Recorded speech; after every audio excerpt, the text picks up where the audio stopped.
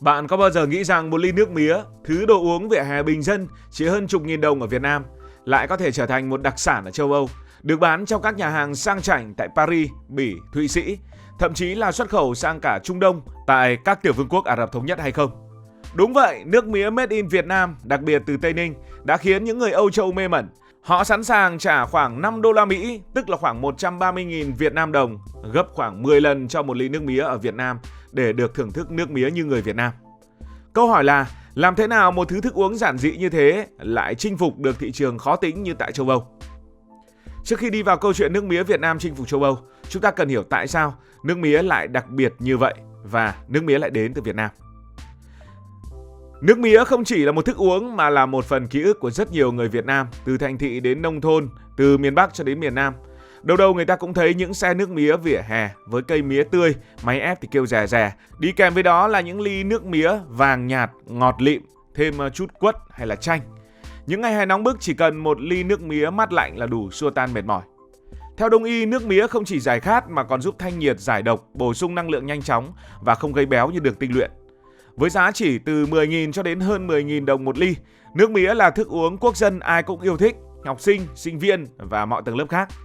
Nhưng điều thú vị là nước mía không chỉ được yêu thích ở Việt Nam, nó đã vượt đại dương đến tận châu Âu, nơi người ta sẵn sàng trả giá cao gấp cả chục lần để được thưởng thức nước mía. Ở châu Âu nó lạ. Và bạn có biết được rằng ở châu Âu thì có trồng được mía hay không? Câu trả lời ngắn gọn là ở châu Âu có trồng được mía, nhưng mà trồng rất khó và không phổ biến. Cây mía là một loại cây nhiệt đới thích hợp với khí hậu nóng ẩm, nhiệt độ khoảng như ở Việt Nam chúng ta và cần nhiều nước, ánh nắng cùng với đất giàu chất dinh dưỡng. Ở Việt Nam thì mía phát triển rất tốt vì khí hậu nhiệt đới gió mùa, nắng nhiều, mưa nhiều. Cuba thì cũng vậy, nhưng ở châu Âu thì khác. Châu Âu họ nằm ở vùng ôn đới với mùa đông lạnh giá, nhiệt độ có thể xuống dưới 0 độ C và mùa hè thì ngắn. Nó không đủ nóng, không đủ ấm để cây mía phát triển tốt. Theo thông tin từ các nguồn mình tìm được, chỉ một số khu vực ở Nam Âu như là miền Nam của Tây Ban Nha, miền Nam của Bồ Đào Nha hay là đảo Madeira có khí hậu ấm áp hơn thì người ta đã trồng được mía. Thực tế vào thế kỷ 15, thế kỷ 16, người Bồ Đào Nha và người Tây Ban Nha đã từng trồng mía ở đảo Madeira và quần đảo Canary.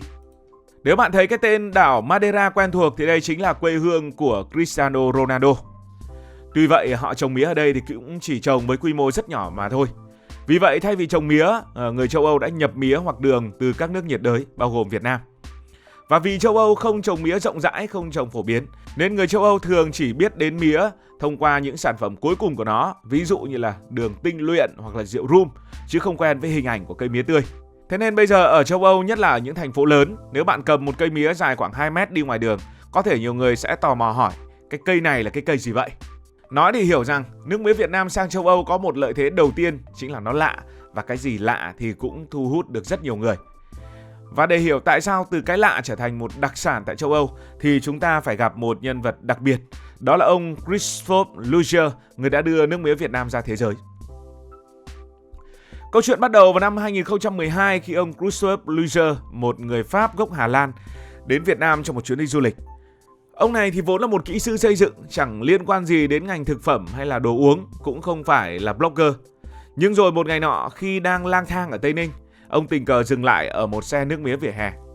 Ông mới làm thử một ngụm nước mía tươi, rất là ngọt, rất là mát, thêm một chút tắc chua chua, nên ông cảm thấy rất khoái. Ông Luger kể rằng ông đã bị chinh phục ngay lập tức bởi hương vị độc đáo, không lẫn vào đâu được của nước mía Việt Nam. Ông mới nghĩ là trời ơi, cái thứ ngon thế này mà sao ở Pháp không có, mang về Paris chắc là bán sẽ đắt hàng lắm. Thế là từ một khoảnh khắc yêu từ ngụm đầu tiên, ông Luger đã quyết định làm một việc mà không ai ngờ tới, mang nước mía Việt Nam sang châu Âu. Nhưng để làm được điều đó, ông phải vượt qua vô vàn thử thách, chọn mía, nhập khẩu, thiết kế máy ép đạt chuẩn châu Âu. Và hãy cùng xem ông ấy đã làm như thế nào. Thứ nhất là phải chọn nguyên liệu chuẩn. Không phải loại mía nào cũng được ông Luger chọn. Ông đã đi khắp nơi, thử mía từ châu Phi, Costa Rica, Ai Cập, nhưng mà không loại nào ưng ý. Mía châu Phi thì thân to quá, mía Ai Cập thì cũng ở châu Phi nhưng ở vùng Bắc Phi thì lại nhỏ quá. Mía Costa Rica thì không cho màu vàng nhạt đặc trưng. Cuối cùng ông phát hiện ra rằng chỉ có cây mía ở cái chỗ ông đã thử nước mía, đó là mía Tây Ninh là hoàn hảo.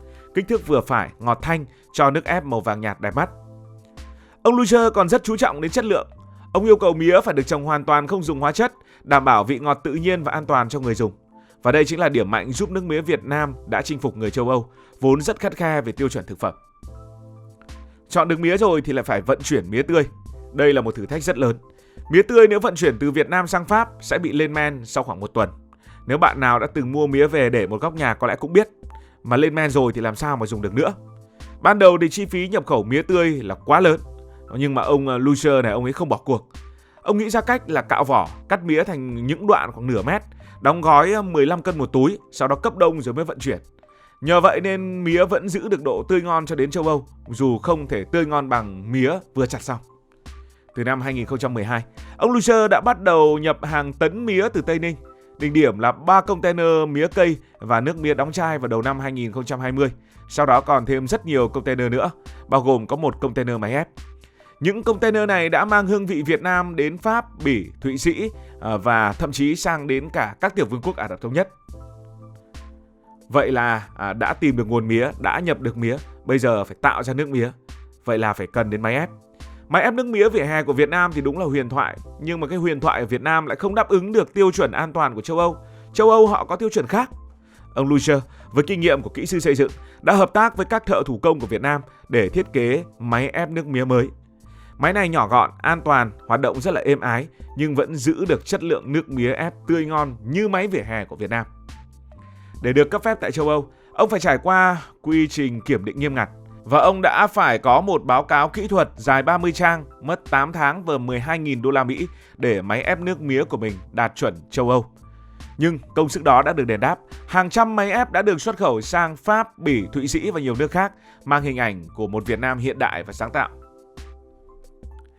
Như vậy là nước mía, những dòng nước mía của Việt Nam đã chảy tại châu Âu. Vậy điều gì khiến nước mía Việt Nam đặc biệt từ Tây Ninh được người châu Âu yêu thích đến như vậy? Bởi vì nước mía có vị ngọt thanh, không gắt, kết hợp với chút chanh hay là quất mà miền Nam gọi là tắc, tạo ra một thứ thức uống giải khát hoàn hảo. Ở châu Âu thì người ta thường quen với những loại nước ép trái cây như là cam, táo, thì nước mía mang đến một trải nghiệm mới lạ. Ở Tây thì họ rất chú trọng đến thực phẩm tự nhiên và không hóa chất. Nước mía Việt Nam được sản xuất từ nước mía không dùng hóa chất cũng đáp ứng đủ những tiêu chuẩn hoàn hảo này. Hay ở châu Âu thì nước mía không chỉ được uống tươi. Ông Luger còn sản xuất nước mía đóng chai tại Việt Nam rồi xuất khẩu sang Pháp, bán cho những nhà máy sản xuất rượu rum, một loại rượu nổi tiếng làm từ mía. Ngoài ra người châu Âu họ cũng rất sáng tạo, họ dùng nước mía pha cocktail, thêm dứa hoặc thêm gừng, rồi là mix thêm rất nhiều đồ uống khác. Bởi vì ở Việt Nam hình như là chúng ta quen với nước mía uống tươi nên chúng ta không có những công thức kiểu như vậy. Nước mía ở Việt Nam cũng được tiếp thị như một sản phẩm bí truyền từ phương Đông, mang đậm bản sắc văn hóa Việt Nam. Câu chuyện về ông Luger, một người Pháp yêu nước mía đến mức mang cả cây mía và máy ép sang châu Âu, đã tạo ra một sức hút đặc biệt. Ở Paris, các quán ăn Việt Nam dùng nước mía như một cách để giới thiệu văn hóa quê nhà, thu hút cả người Việt xa quê lẫn những người bản địa tò mò muốn thử. Dù ở Việt Nam, nước mía chỉ có hơn chục nghìn một cốc, nhưng ở châu Âu, một cốc như vậy sẽ có giá cao cả chục lần. Giá cao không chỉ do chi phí vận chuyển và sản xuất, mà nước mía còn được định vị như một thức uống đặc sản. So với những loại nước ép khác tại châu Âu, giá này vẫn được xem là quá hợp lý, khiến nước mía trở thành lựa chọn yêu thích của nhiều người. Nếu bạn còn nhớ câu chuyện về cao sao vàng mà mình từng kể, thì sẽ thấy một điểm chung thú vị. Cả cao sao vàng và nước mía đều là những sản phẩm bình dân của Việt Nam, nhưng đã chinh phục được thị trường quốc tế nhờ kết hợp chất lượng, văn hóa và chiến lược thông minh. Cao sao vàng chính là cái câu chuyện từ một hộp cao xoa giá vài nghìn đồng trở thành huyền thoại ở Nga, thời Liên Xô, được bán trên Amazon của Nhật Bản, giá đắt gấp 50 lần nhờ công dụng đa năng, mùi hương độc đáo và câu chuyện hoài cổ. Còn nước mía, từ một ly nước vỉa hè, nó đã lên đời đúng nghĩa, được đưa vào những nhà hàng được người châu Âu yêu thích vì vị ngọt thanh, tính tự nhiên và câu chuyện về ông Luger mang văn hóa Việt Nam ra thế giới. Cả hai câu chuyện này, hai sản phẩm này đều cho thấy rằng những thứ tưởng chừng rất đơn giản ở Việt Nam, từ cao xoa cho đến nước mía, đều có thể trở thành đại sứ văn hóa nếu được tiếp thị đúng cách và gắn với một câu chuyện hấp dẫn. Họ không bán sản phẩm, họ bán câu chuyện. Cảm ơn vì đã quan tâm theo dõi câu chuyện này. Nếu cảm thấy thú vị, bạn có thể nhấn nút đăng ký kênh, bật chuông thông báo và chia sẻ. Giờ thì xin được nói lời chào tạm biệt.